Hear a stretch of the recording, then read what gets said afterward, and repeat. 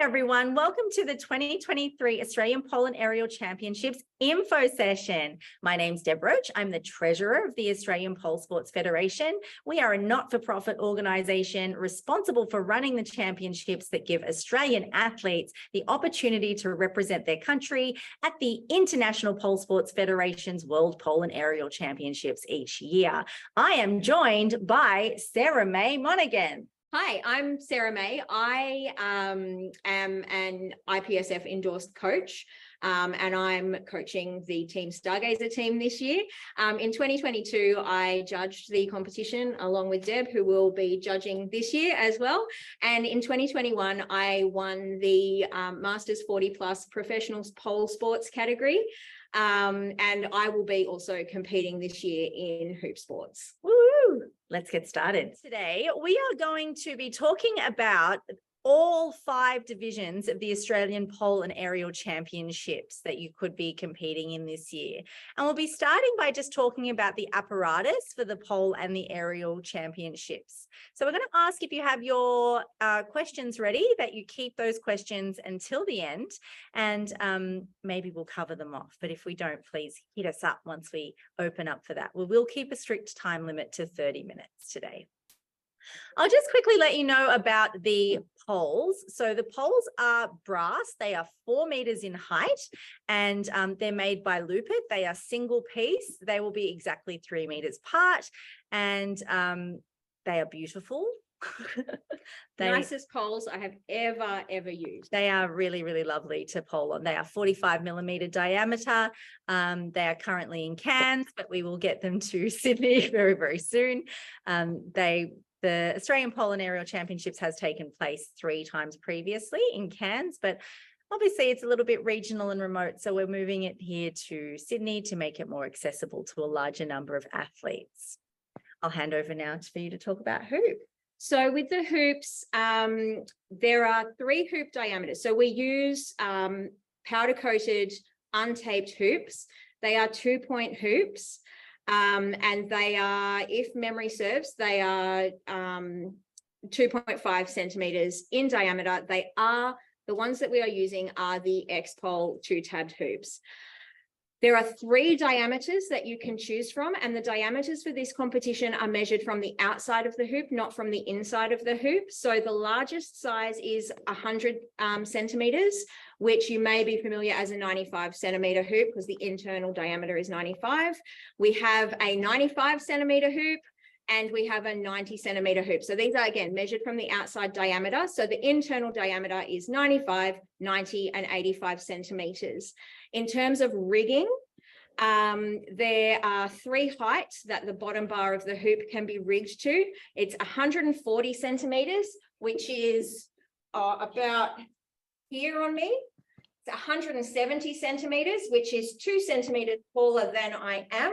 And there is 2 meters, which is about this tall. So they're the 3 heights that you can choose from. You can choose any of those heights as long as they are higher than your chin. It is unfortunately not BYO apparatus, and there is a mat. It is required to be 4 centimeters thick. So the height measurement is from the ground. So then the 4 centimeters takes a little bit of that off. And that's kind of it about the apparatus. Yes, we are aware that people do generally train on a single point hoop and that double point hoop can be a little bit of an issue for people. But I would also like to remind you that pole sports as a competition has a insurance requirement and a safety requirement to make sure that our athletes are at a lowest possible risk of injury. And that is largely behind the selection of the double point hoop over the single point hoop. So we know it's not really the preferable apparatus used in Australia, but there is international there is a decision-making process behind what apparatus is selected. So it could be time to just start practicing on that as well. It's not hugely different. So as someone that trains regularly on both a single point and a double point hoop, the main difference is that a double point hoop feels a lot more stable. You get a lot less tilt. If you are used to doing strap work, Superman saltos off the top bar and that kind of thing, that's not something that's going to be accessible for you on a double point hoop. But there are a lot of things that are really accessible on a double point hoop. And if you like doubles, double point hoops are the best. All right. And then if you would like to refer to this information at any time, at polesports.org on the documentation page, you can find the apparatus norms. But if I always have a copy on my computer, and so does Sarah May. So if you wanted to reach out to us either personally or via the Oz Pole Sports social media, we will absolutely share that document with you. No problem at all.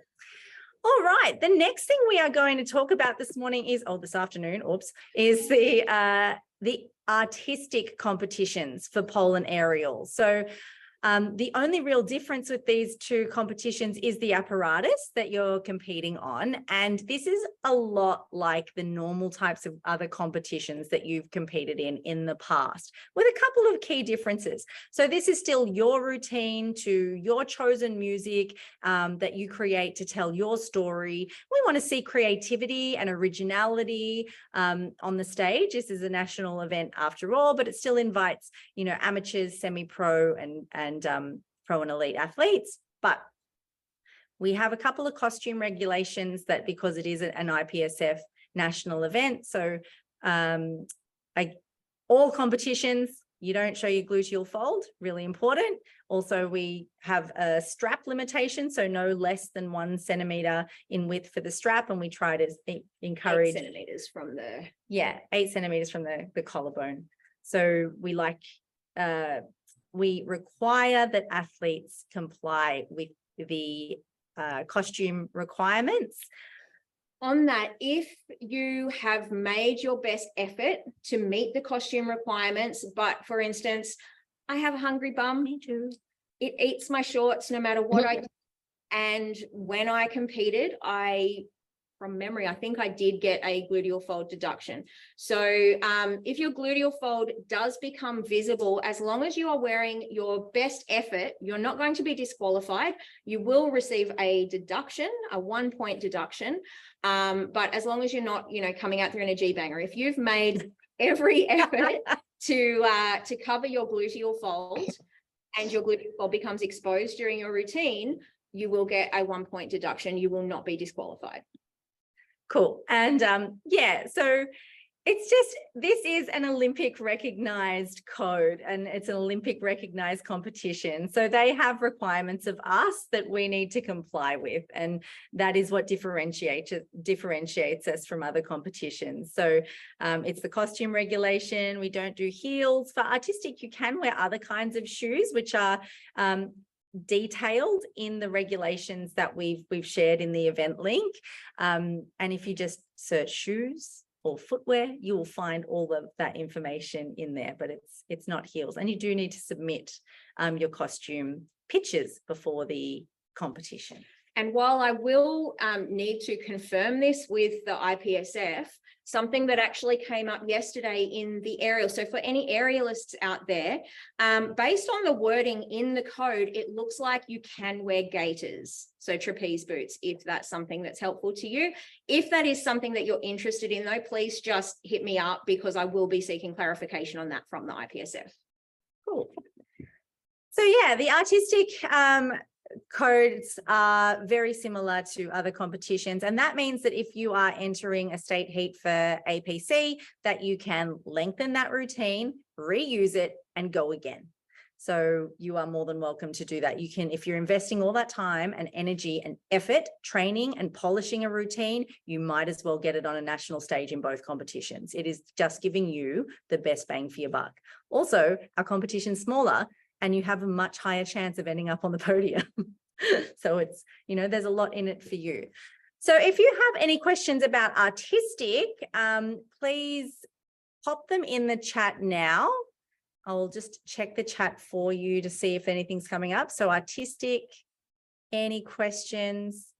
So those regulations, I'm just going to give you a quick demonstration while you might be typing up your questions. Give me 1 second while I find scoring and rules for artistic pole. I'm going to share this screen with you and show you how easy it is to find the information that you might be looking for that makes up a lot of questions. Give me 1 sec. artistic pole scoring share. Great.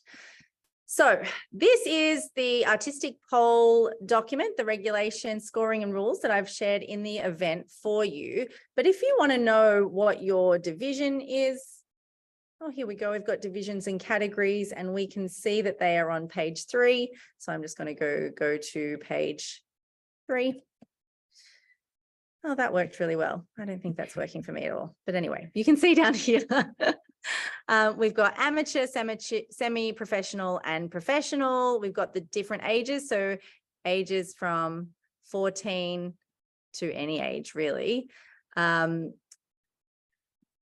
so I guess in terms of what amateur, semi-professional and professional means for this competition, amateur this is your student polers. This is your polers who maybe, when we're talking about sports, and there's a bit of crossover, if you're kind of working towards your inside leg hang, your aerial invert, these types of moves, then amateur is potentially a really valid and accessible competition for you.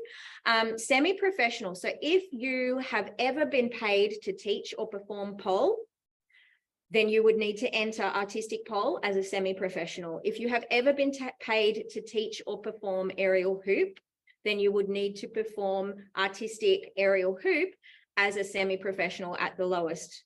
That's the lowest level you can enter. And so that just obviously expects a slightly higher level of technical skill and polished execution. And then as a professional in the artistic competitions, this is the level that can qualify you to go to the World Pole Sport Championships, which is happening in Poland. October in Poland. Yeah. Super exciting. So for professional athletes, you've got the opportunity to go through to Worlds if you win and you want to, but also with these artistic competitions for pole and hoop, it is judged. We are looking for a set criteria, and all judges are judging the same set of criteria that we're looking for in all performances. So that is a lot like other pole competitions, and that is the other thing that makes the artistic division very similar to other comps. It's a real storytelling competition rather than kind of being the highly technical competition that IPSF is potentially most well known for. We do have a couple of questions here. Artistic only for adults. No, it's from ages 14 plus, according to this. So we saw from the ages, we've got novice athletes starting at ages 14 for artistic competition. For the question, may we have live music, a guitarist on stage? That's a very interesting one. I think we have our head judge, Sylvie, in the chat who might know the answer to that. Can I just potentially... Hi, guys. Hi, Sylvie. Yes, I'm here. Give me one moment. Thanks for coming to the party, Sylvie. We really appreciate that you're able to be here. Let me find you. Oh, did I pass you? There she is. Yeah, I'm here. Sorry, I'm just in a car, so maybe the Oh, sure. background- That's fine. No worries. Hang on, we've lost someone and they're trying to come back in. Great. So I'm going to pump up the volume. Can you tell us if it's possible to have a live musician on stage in artistic? Technically, it's possible, but because this person would be counted as a prop, a human prop, so only 45 seconds would be allowed. Yes, human props have a time limit of 45 seconds. What if Thank the you. live guitarist was off stage but playing the music? It's fine. It's possible if the, how it's said in English, or not, you know, that make it loud enough. Yeah, for if we the put it into whole the sound system. audience. Yeah. So if Awesome. it's okay. Just if the musician is on the stage, 45 then- seconds max. yes. Okay. Thank you so much. Thank you. Awesome. Okay, well, that's, if there's no more questions about artistic, because we are already at 35 minutes past, we better pop along onto sports. So in our pole and aerial hoop sports divisions, you are not judged against other athletes. You are judged against the code of points.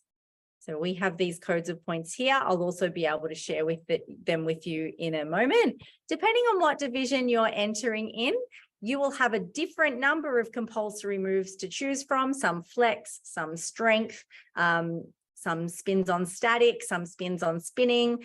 You will have a whole host of different ways that you can put this together. But these compulsory moves, I want you to think of this like making a cake. You're following a recipe. And these are the base ingredients of the cake. So these are your first ingredients, and the compulsory moves are put together, and they just make up the first part of your routine. If those compulsories don't include your favorite moves, that doesn't mean you can't do them. That doesn't mean you can't include them in your routine. The compulsories need to be executed in order and selected as the basis of the framework of the routine that you bring to stage. Cool. So it's like the skeleton of the routine. There's at maximum, you will have 11 compulsory moves that you need to execute over 4 minutes. So in 4 minutes, you can do more than 11 moves. They need to be within the skill level, depending on which division that you're entering in. But then outside of that, you know, if you are entering as an amateur, but you want to do an INX, and you can do an INX, you can include that. It's just not one of your compulsory moves. It affects other factors of your score, but you just need those maximum of 11 compulsory moves to build the skeleton of your routine. And then everything else is the seasoning that makes it interesting and fun and yours.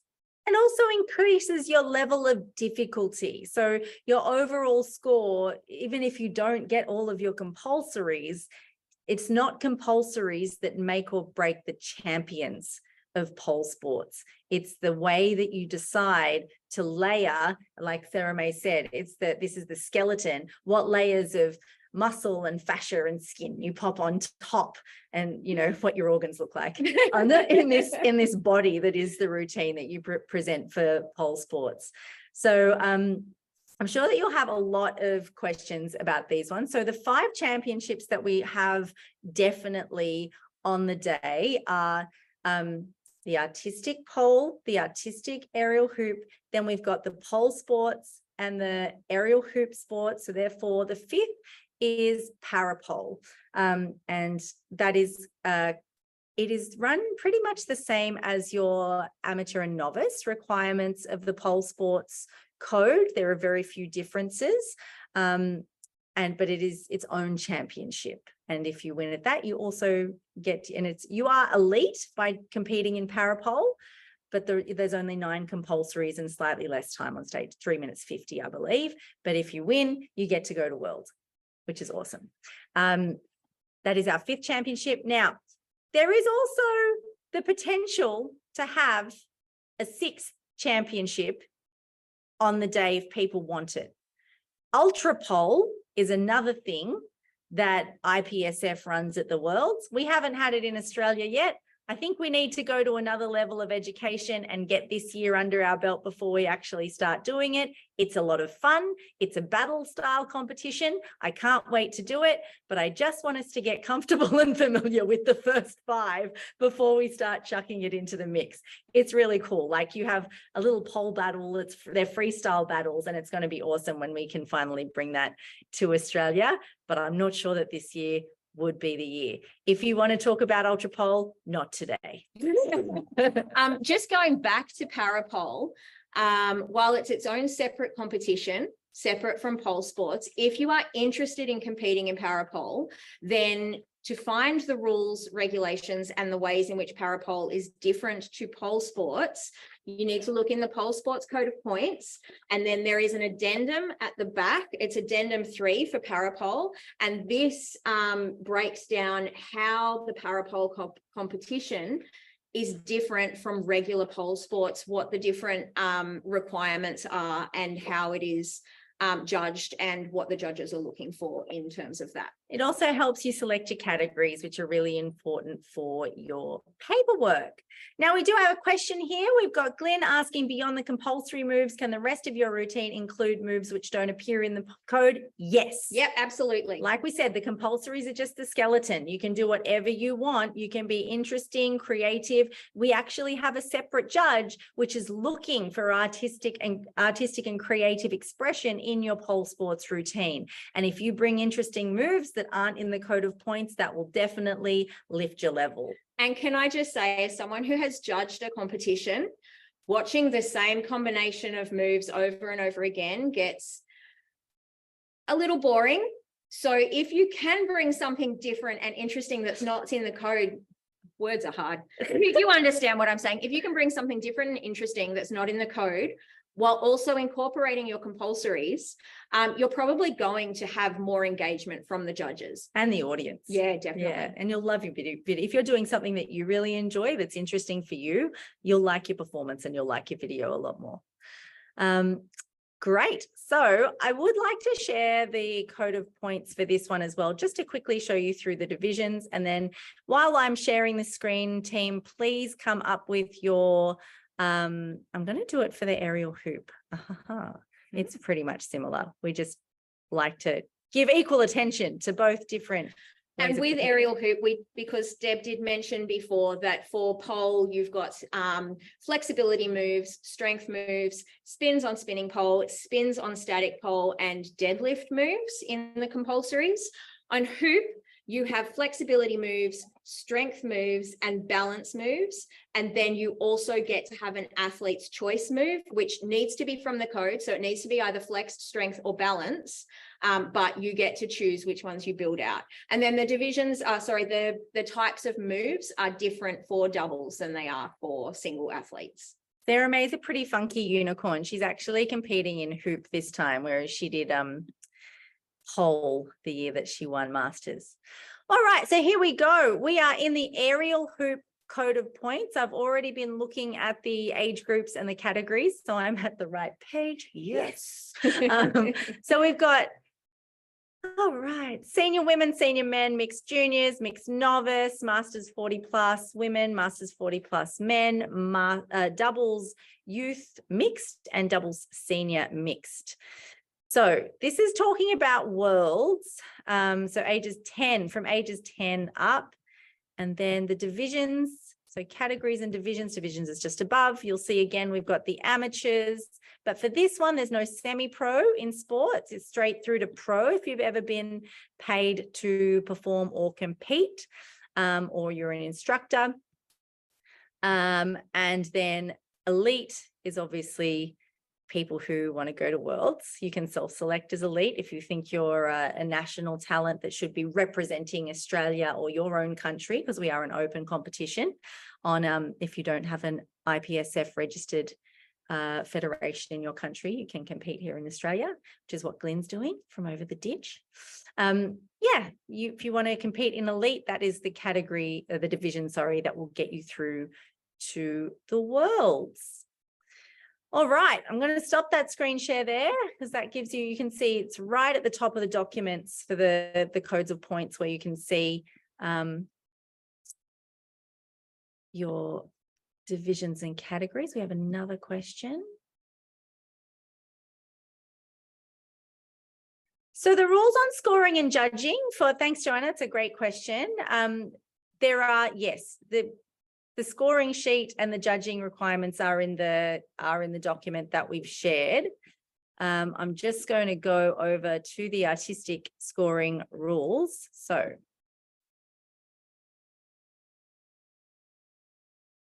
awarding points overall. Okay, I'm going to go through this with you just very quickly. Give me 1 second. We've got about 3 minutes left. So if you've got any other questions, please hit us now. So I'm back in our artistic pole scoring and rules sheet. You'll see that we've got choreography, the different divisions we're looking for in choreography, visual effectiveness through to originality. You'll see in execution, we've got the balance of elements, your stamina and control, your technical skills and tricks, your lines and presentation and placement. We've got your presentation and your overall performance. So all judges are looking for what you do well across these 4 different arenas. We are also all judges responsible for noticing anything that needs a deduction, which is your costume, prop malfunction, slips and falls. Yeah, and that's awarded throughout the competition. Jo, does that answer your question? Yes. Okay. Yep, beautiful. Out of a possible 100 points, I'm looking at artistic aerial hoop. It might be slightly different for pole, just this is what I've got in front of me.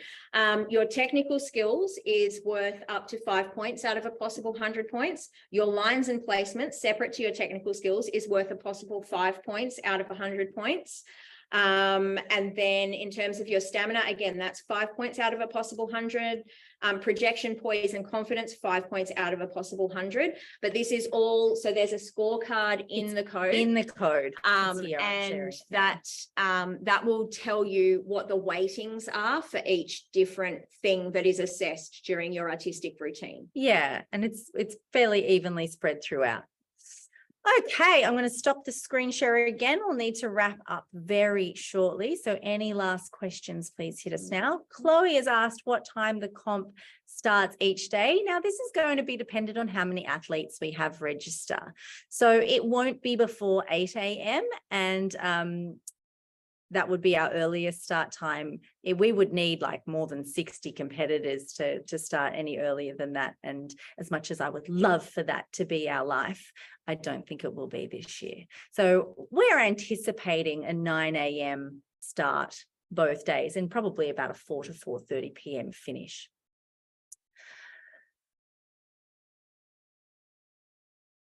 Oh, yes, of course. Yeah, Glennie, if you wanted to come to Sydney for a coaching session with Sarah May, that's totally possible. We would be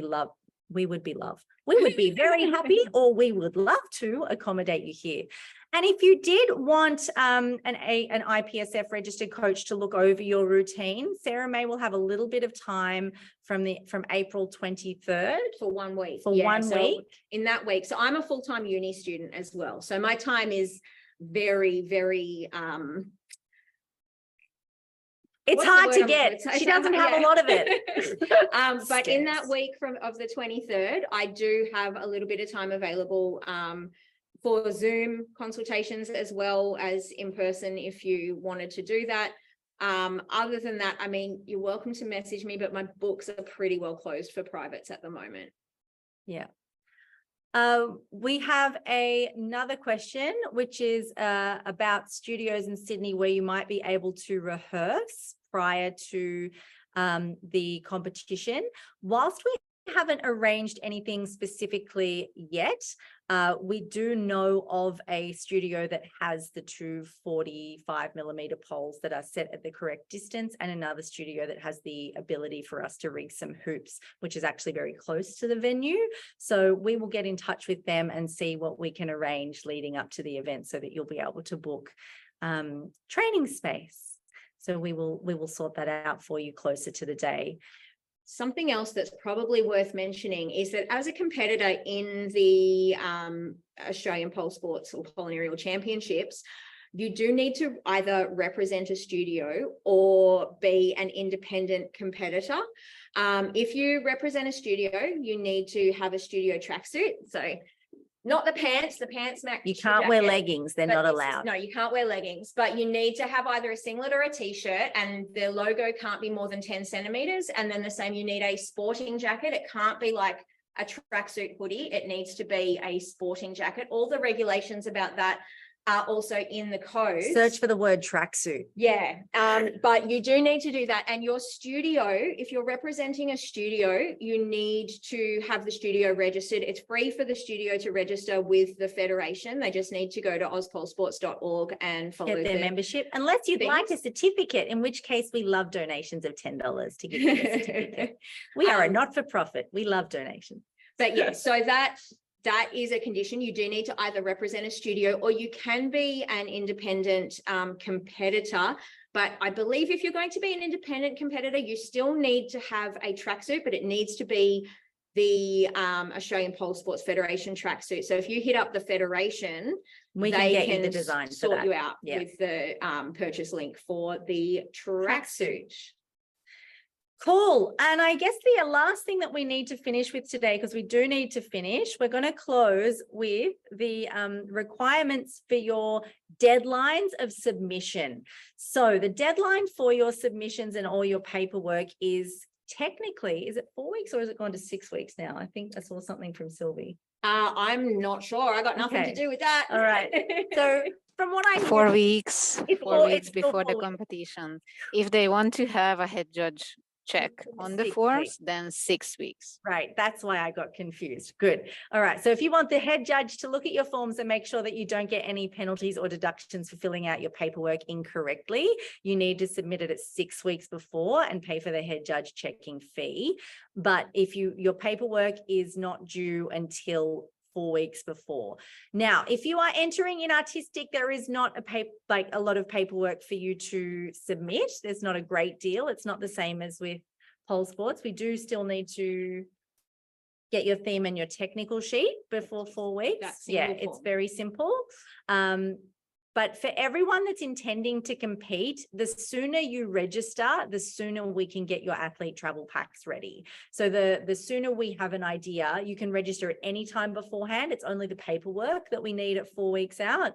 The sooner that you register and give us your intention, the sooner we can make capacity and preparations for the number of athletes that will be here on the day. Because, you know, knowing how many medals we're going to need is like my biggest priority right now. So we're really looking forward to that. So there's your deadlines. Register as soon as you like. ozpolesports.org is the link. Reach out to either ozpolesports on Instagram. I'm Deb Zilla with an H. This is Train for Pole. Get in touch with us. We are more than happy to answer your questions and help you out. Oh yeah, no, you can't wear that one, Glenn. No.